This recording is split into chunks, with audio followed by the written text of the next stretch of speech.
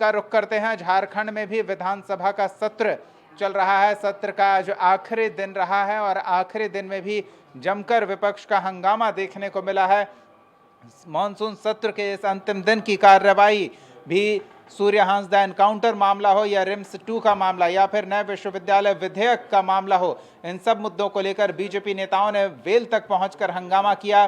सत्ता पक्ष ने भी एसआईआर को लेकर विपक्ष को घेरा, तो विपक्ष की ओर से एसआईआर के विरोध को ढोंग बताते हुए घुसपैठियों और अपने वोट बैंक को बचाए रखने का आरोप लगाया गया है। बड़ा जोर शोर से मुख्यमंत्री एक्सेलेंसी विद्यालय चलाए, आप उसकी पता कर लीजिए क्या हालत है, वहाँ शिक्षक नहीं है। पिछले बार जो रिजल्ट भी आया उसका कैसा रिजल्ट है आप सबका अपने ही अखबार में आप सब लोगों ने दिखाया भी लोगों को। तो इसीलिए हम कह रहे आज भी विद्यालयों में शिक्षक नहीं है, तो आप ये सब काम करते नहीं हो और फिर सारे अधिकारों को अपने पास केंद्रित करने के पीछे का मंतव्य क्या है, ये बिल्कुल साफ होता है। और इसीलिए हम लोग विरोध कर रहे हैं और हम लोग बार बार कह रहे हैं कि भाई आप इसको वापस लीजिए, इसके आप जिद पर क्यों अड़े हुए। इन्होंने बड़ा जोर शोर से मुख्यमंत्री एक्सेलेंसी विद्यालय चलाए, आप उसकी पता। ये अनपढ़ और कुपढ़ों की जमात शिक्षा विभाग के मुद्दों पर बात करती है या बिल स्पष्ट रूप से यह लिखता है कि यूनिवर्सिटी लेवल के छात्र संघ के चुनाव में पीजी में एनरोल्ड हर विद्यार्थी वोटर होगा। कॉलेज के छात्र। तो सत्र का आखिरी दिन और विपक्ष ये मौका गंवाना नहीं चाह रहा था। विरोध प्रदर्शन के जरिए सत्ता पक्ष पर हावी होने का प्रयास किया जाता रहा और विभिन्न मुद्दों को लेकर पूरे सत्र में विपक्षी खेमा हंगामा करता नजर आया। सहयोगी संदीप हमारे साथ जुड़े हुए हैं। इस मॉनसून सत्र से सरकार की क्या उपलब्धि गिनाई जा सकती है वो जानते हैं। हंगामा तो होता ही रहा, उपलब्धि क्या कहेंगे संदीप?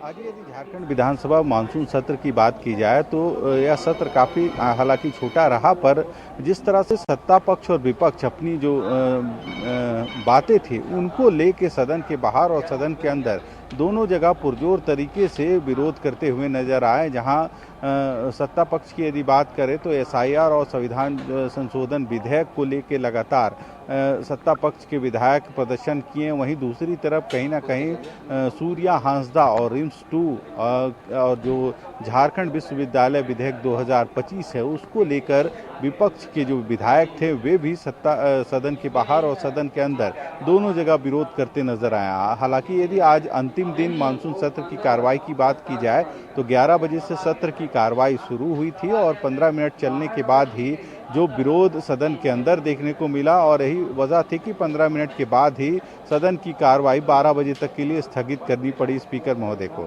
उसके बाद फिर से 12 बजे सदन की कार्रवाई शुरू होती है। हालांकि 1 बजे तक सदन की कार्रवाई चलती है और फिर जो लंच ब्रेक होता है और 2 बजे से सदन की कार्रवाई पुनः शुरू हुई है।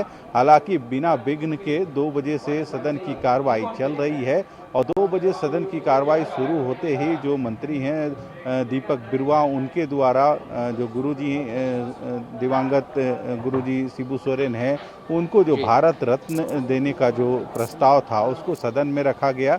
हालांकि इस प्रस्ताव को सर्वसम्मति से पास किया गया, पर जो नेता प्रतिपक्ष हैं बाबूलाल मरांडी उन्होंने इसके साथ एक बातें और भी जोड़ने का काम किया है।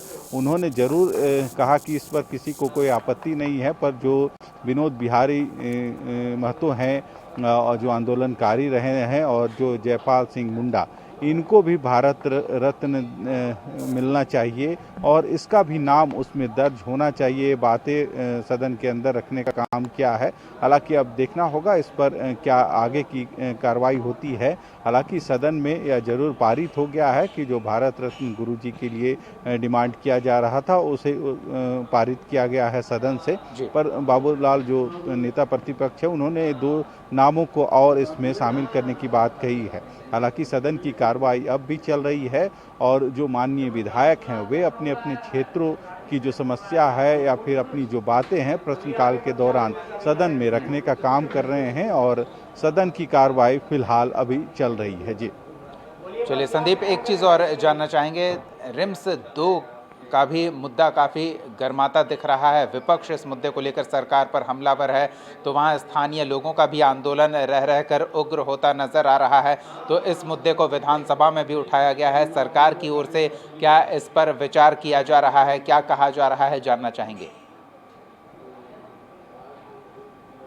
सही कहा, क्योंकि रिम्स 2 का जो मामला है उसको लेके भी सदन में लगातार विपक्ष जो आंदोलन है वह कर रही है, और विपक्ष कहीं ना कहीं सरकार पर यह आरोप लगा रही है कि जो खेतीहर भूमि है उसको कहीं ना कहीं सरकार किसानों से छीनने की कोशिश कर रही है। राज्य में ऐसे कई बंजर भूमि है जहां पे रिम्स 2 का निर्माण हो सकता है, तो आखिर किसानों की जो उपजाऊ जमीन है वहां उन किसानों की जमीन को छीनने का क्यों प्रयास किया जा रहा है। हालांकि जो विपक्ष के जितने भी नेता हैं उनका साफ तौर पे कहना है, जिस तरह से आज भी जो चंपई सोरेन राज्य के पूर्व मुख्यमंत्री रहे हैं और इस आंदोलन में 2 दिन पहले वे भी नगड़ी जो प्रस्तावित रिम्स 2 था वहां हल चलाने के लिए जाने वाले थे। हालांकि उनको घर पे ही रोका गया था प्रशासन की तरफ से और वह नगड़ी नहीं पहुंच पाए थे। हालांकि उन्होंने आज अपने बयान में यह साफ कर दिया है कि आने वाले अक्टूबर माह में वहां पे एक तरह से जनता दरबार लगाने का काम करेंगे, और उन्होंने साफ तौर पे कहा है कि लगभग 2 लाख की संख्या में वहां आम लोग पहुंचेंगे और अपना विरोध जो आक्रोश है वह प्रकट करेंगे।